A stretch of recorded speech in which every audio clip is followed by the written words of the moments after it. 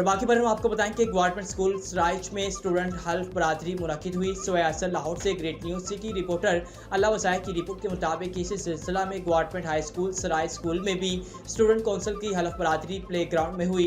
Master روشن خان نے بچوں سے حلف لیا۔ آج اسٹوڈنٹس کونسل کی حلف برادری عاصم شبیر صدر، شہباز جٹ نائب صدر، محمد زبیر رحمانی جنرل سیکرٹری، ابو طلحہ فائنانس سیکرٹری منتخب ہوئے ہیں۔